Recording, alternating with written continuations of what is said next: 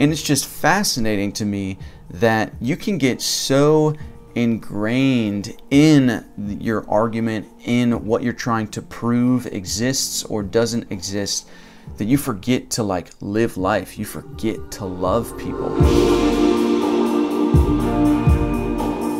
What's going on, guys? So last night I was looking in my phone in my notes app and just looking at all the different ideas that I have for vlogs to do, and I came across something that I had mentioned in a couple videos back, but all I had written was that learning is not living, but living is learning. And in regards to the video that I put out 2 days ago on agnosticism is lazy, or a type of agnosticism is lazy, and just with a few conversations that I've had with friends lately, and just a bunch of other things, I thought it was necessary that I needed to talk about this. Because really, on this journey, on all of our journeys of searching for truth, of searching for really just what it comes down to, which is truth, and does God exist? On my last video on the Dawkins scale, there's a number of you that put 1 and a number of you put 7, and just showing the huge diversity and belief on this channel, which I love, that some are 1 of Christians, like on the Dawkins scale, they're number 1, that they're totally atheist, and then 7 being, wow, totally atheist, that's backwards. 1 being they are totally theist and Christian, 7 being they are completely atheist. I love that. But I know a lot of you follow me on this journey because of all the research I do, and because of all the things that I share in philosophy and physics, metaphysics, and all of it, and just my subjective thoughts on things. And well, this is another subjective thought that I have. It's a subjective thought, but I also think it's a principle that needs to be adopted in life, no matter what you believe. Is that when you're searching for truth and you're searching through all of this information, whether it be physics, metaphysics, philosophy, all the things that I talk about on this channel, it's like there comes a point when you have to figure out a purpose for living. And I think despite what you believe, and me personally, I've said this before, I'm an essentialist, which is Plato's essentialism, wow, got that out. Plato's essentialism, saying that we each have an essence about us, and that essence has something to do with our purpose. Whether God exists or God doesn't exist, I hold to that philosophy. Now there is the philosophy of existentialism, which is like we decide our own purpose, we decide where we go in life, what we do in life, and I agree to that to an extent, but I think we all have an essence. Whether you think our purpose in life is just to love everyone, or that there's a greater purpose in life, just you name it. And I'm curious of what you would think is the other greater purpose in life than to love yourself and to love everyone around you. Isn't that the purpose? But I think some people would actually disagree with that, surprisingly. So I'll just put that out there. But my point in saying all of this is this series that I'm getting ready to do on the philosophy of truth and how we go about finding truth. I'm noticing a lot that like philosophy in general, it gets so deep down into the specifics of everything that you kind of lose sight of the argument in the first place. And a lot of what I'm finding in this research that I'm doing is that logic and reason, the tools, your tool belt as a philosopher, and as, I guess one could argue a human being, but a lot of people don't do that. A lot of people don't even use common sense, which is just sad. But what I'm studying shows how logic and reason can be used against itself in different statements of truth.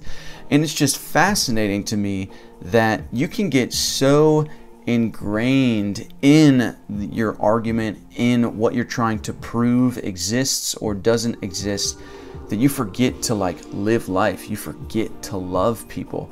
And this is just a reminder to you and a reminder to myself to not get to that point of like, always remember that there is a purpose in all of it. And obviously we want to find truth, whether that truth is that there's nothing after death. It's like that is the truth. I don't, it doesn't matter if you like it or not. That's the truth.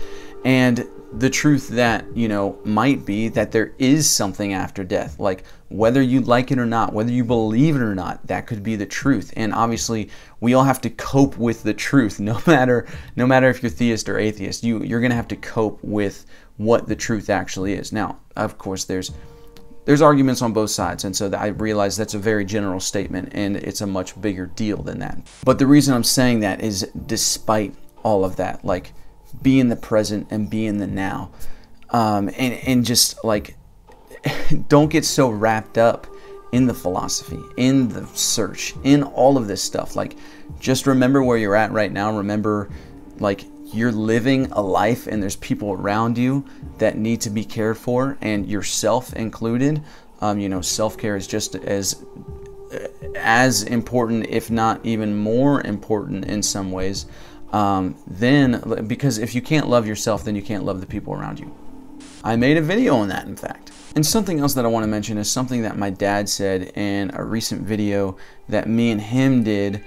He reacted to Matt Dillahunty, an atheist. And man, I looked at the comments this morning. Oh man, it's just, it hurts, but then it's like, it hurts, but at the same time, it's like, oh man, there's so many assumptions being thrown out my way and my dad's way, and it's just like, God, come on. But I knew the crowd that I would be reaching out to when I made that video, so I guess I had it coming, but at the same time, I'm just like, God, whatever. But something that my dad said in that video was, pretext without context is no text. And I've been thinking about that since he said it, because there's so much truth to that, even in regards to the questioning of the pursuit of truth. Is that when you have all of these arguments, like if you just collect all of these arguments subjectively, and you're like, well, here's what I believe. It's like, is that the truth or is that your truth? Because your truth isn't necessarily the truth. And so I think the pretext and context of it all is, well, I think the pretext is what you believe, is what you find, and I think the context is sharing that with everybody else and learning, all right, how can we make this objective? And then, pretext without context is no text, but pretext with context being in the contextual, I think I'm saying it, God, being in the realm, I love how I just like changed the wording. Oh, man. Help.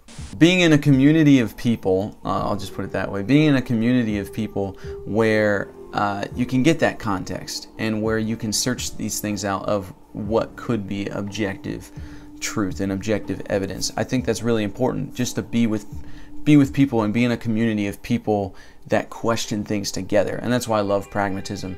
And that's even one of the theories of truth, that finding truth inside the context of a community of like-minded individuals, whether that be scientists, whether that be psychiatrists, whether that be, philosophers, anything. Just being in that context of people to find truth.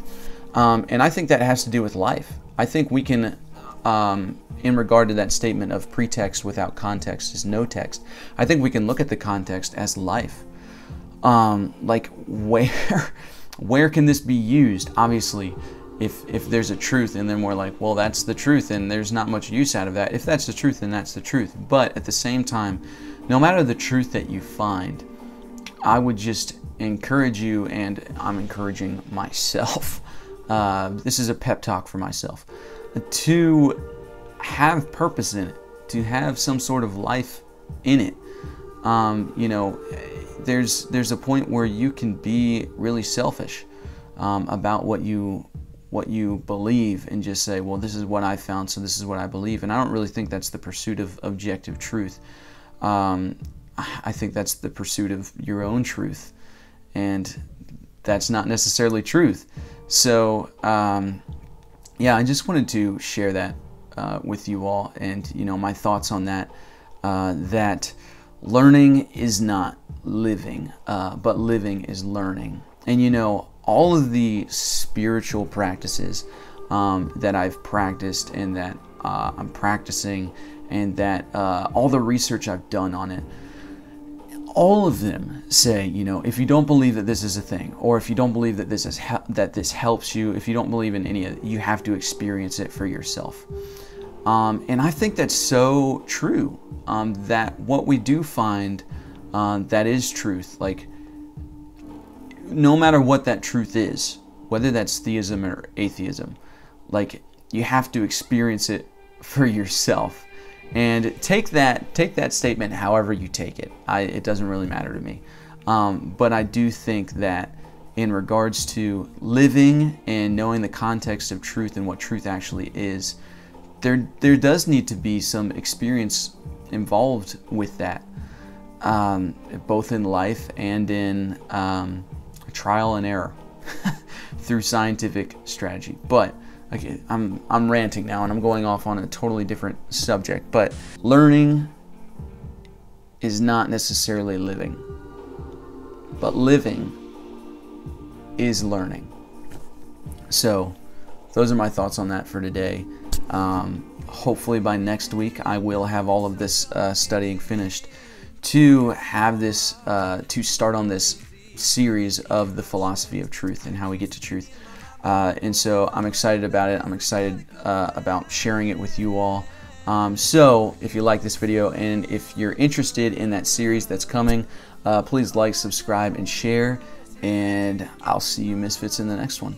Peace. I got that summer love. Oh,